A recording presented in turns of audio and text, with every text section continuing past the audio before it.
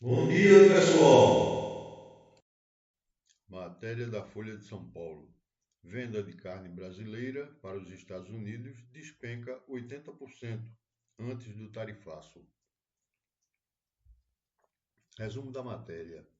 As exportações de carne bovina do Brasil para os Estados Unidos sofreram uma queda abrupta de 80% em apenas 3 meses, mesmo antes da entrada em vigor da sobretaxa de 50% anunciada pelo presidente americano Donald Trump.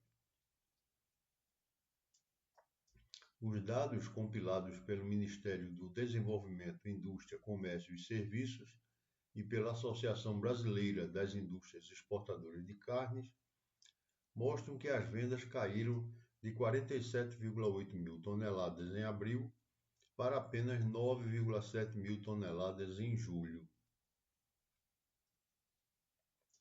A queda começou em abril, quando Trump impôs uma tarifa adicional de 10% sobre produtos brasileiros, incluindo a carne. Em maio, as exportações já haviam caído para 27,4 mil toneladas, seguida por uma nova redução em junho, 18,2 mil toneladas, e uma queda ainda mais acentuada em julho. A medida afetou diretamente a competitividade da carne brasileira, que já enfrentava uma tarifa padrão de 26,4% nos Estados Unidos.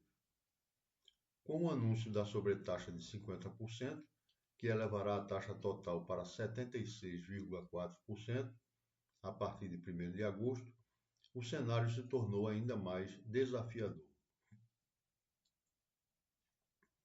O impacto já é sentido no setor produtivo.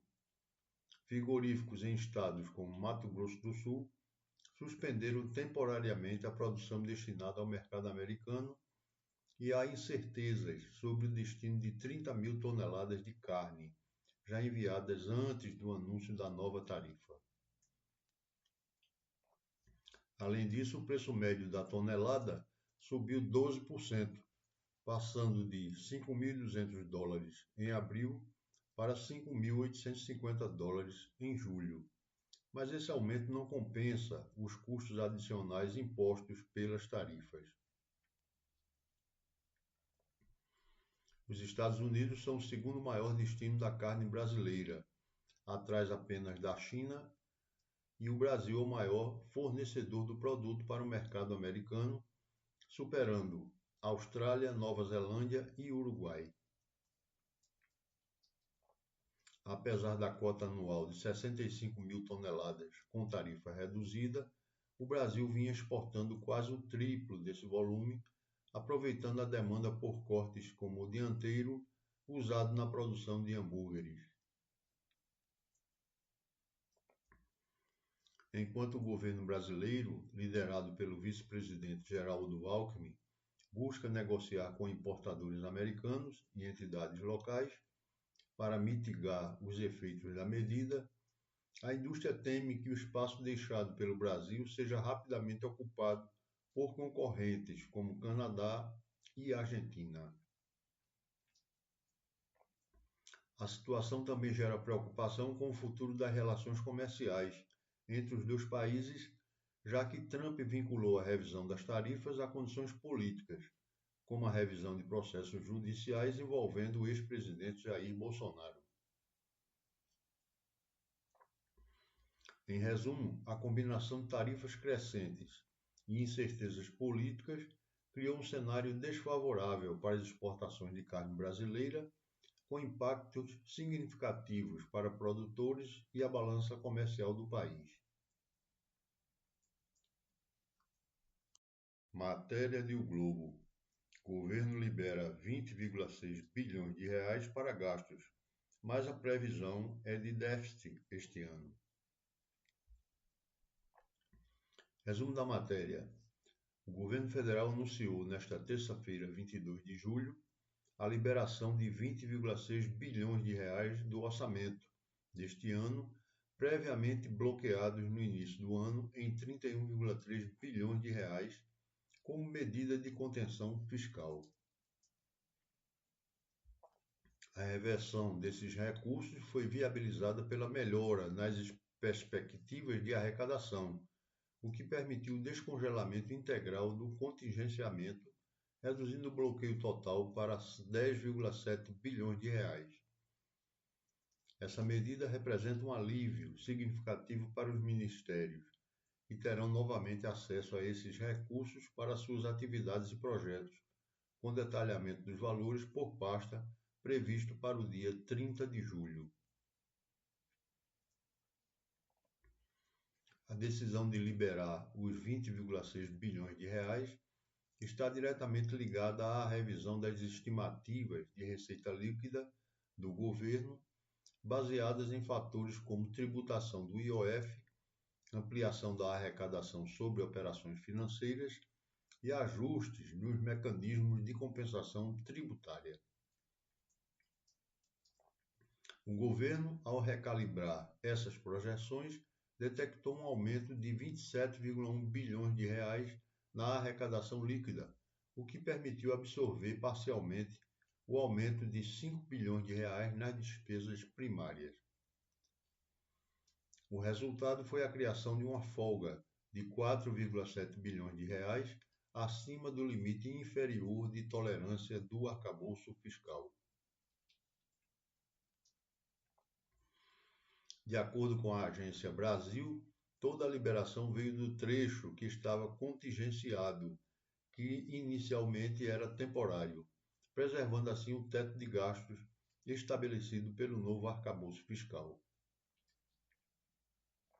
Esse mecanismo prevê que os gastos não podem crescer mais do que 2,5% acima da inflação. Vale ressaltar que ainda permaneceu um bloqueio de 100 milhões de reais em gastos discricionários, para garantir que o resultado fiscal permaneça dentro da meta estabelecida. Sobre o resultado primário, houve melhora expressiva em relação ao segundo bimestre. O déficit, que estava projetado em 51,7 bilhões de reais, caiu para 26,3 bilhões de reais, o que equivale a 0,2% do PIB, mantendo-se dentro da banda permitida pelo arcabouço fiscal. Anteriormente, o déficit representava 0,4% do PIB. No entanto, considerando todos os elementos orçamentários, como precatórios e créditos extraordinários, a previsão para o déficit primário geral segue em 74,1 bilhões de reais, abaixo da estimativa inicial de 97 bilhões de reais. Parte relevante dessa melhora foi atribuir a expectativa de incremento na arrecadação de royalties do pré-sal, 17,9 bilhões de reais, reajuste nas projeções de arrecadação de imposto de renda, 12,2 bilhões de reais antes de compensações, bem como receitas complementares da Receita Federal e contribuições previdenciárias, que somaram aproximadamente 1,8 bilhão de reais. Também houve ajustes e compensações envolvendo o decreto do IOF, cuja arrecadação prevista foi reduzida parcialmente devido a decisões do Congresso Nacional e suspensão temporária de parte do decreto. A equipe econômica, representada pelo secretário executivo da Fazenda, Dário Durigan, garantiu que a meta de resultado primário zero para o ano 2025 será cumprida, dentro da margem de tolerância definida pelo novo arcabouço fiscal. A pasta afirma que haverá gestão orçamentária e administrativa cuidadosa até o final do ano, utilizando instrumentos como o contingenciamento, enquanto houver risco de descumprimento da meta. A meta estabelecida, que o resultado primário do governo central deve permanecer entre o limite definido pelo arcabouço fiscal, e o governo está sinalizando que essa meta ainda é viável, graças a um ambiente fiscal um pouco mais benéfico. Apesar da liberação de 20,6 bilhões de reais, o cenário permanece de déficit nas contas públicas este ano. O próprio novo arcabouço foi estruturado para tolerar déficits neste momento de transição econômica, permitindo flexibilização até que se fortaleçam receitas e haja controle sobre os gastos. O destaque, portanto, é que a reversão dos bloqueios aconteceu por confiança na recuperação das receitas, mas o fato é que ainda haverá déficit primário, mesmo dentro dos limites permitidos pela legislação fiscal vigente. Em síntese, o governo descongelou os recursos orçamentários diante de melhora nas receitas. Contou com um crescimento expressivo na arrecadação de receitas líquidas, especialmente provenientes do IOF, royalties e imposto de renda. Registrou uma queda expressiva no déficit projetado até agora e permanece com a meta fiscal de resultado primário zero em vigor, com margem de tolerância, garantindo espaço para transparência e gestão até dezembro. Ainda assim, a previsão é de que o resultado final consolide um déficit, embora dentro dos parâmetros permitidos pelo novo regime fiscal. Esse cenário reflete o equilíbrio delicado que o governo busca entre estimular a execução orçamentária e manter a disciplina fiscal exigida pela legislação vigente. O próximo passo será aguardar o detalhamento da distribuição de recursos por ministério, previsto para o fim deste mês, e a avaliação do cumprimento das metas nos próximos bimestres. Matéria do Estadão. Mota veta comissões no recesso e barra homenagens a ex-presidente. Resumo da matéria. O presidente da Câmara, Hugo Mota, determinou nesta terça-feira, 22 de julho, que nenhuma comissão parlamentar funcione durante o recesso branco, estendendo a proibição formalmente entre os dias 22 de julho e 1º de agosto. A ação teve como alvo específico sessões das comissões de Segurança Pública e de Relações Exteriores, que estavam sendo usadas por deputados bolsonaristas para homenagear o ex-presidente Jair Bolsonaro, com presença confirmada até a véspera. Antes de tomar a decisão, Mota contatou os presidentes das comissões, Paulo Bilinski e Felipe Barros, solicitando que eles mesmos cancelassem os encontros, numa tentativa de evitar desgaste pessoal. Os parlamentares, no entanto, mantiveram a mobilização e o veto foi formalizado por ato administrativo. O líder do PL, Sóstenes Cavalcante, atuou como intermediário, mas sem sucesso. O contexto é o recesso branco, prática informal de interrupção das atividades legislativas sem que o Congresso venha a formalizar a sessão da pauta. Ainda assim, as comissões poderiam funcionar, e foi nesse ponto que parlamentares bolsonaristas tentaram garantir a realização de sessões para aprovar moções em apoio a Bolsonaro.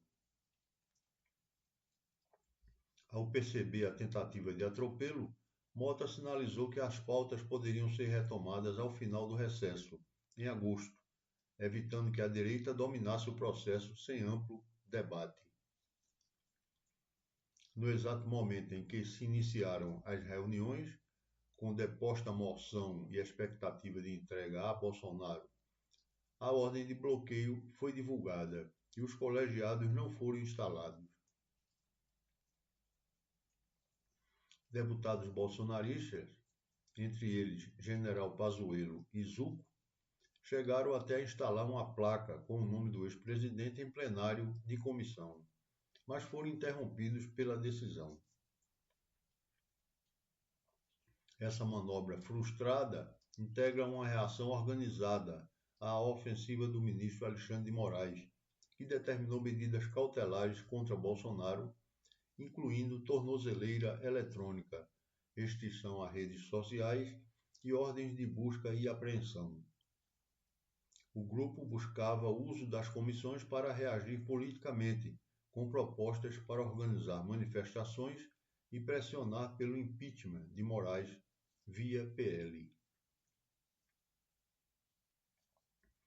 Com o veto de Mota, o plano alternativo foi adiar a discussão dessas moções e propostas para o retorno dos trabalhos, previsto para 4 de agosto. Após o recesso, a oposição pretende intensificar a agenda, inclusive com PECs, para extinguir o foro privilegiado e anistiar envolvidos nos atos de 8 de janeiro, além de protocolar pedido de impeachment de Moraes no Senado.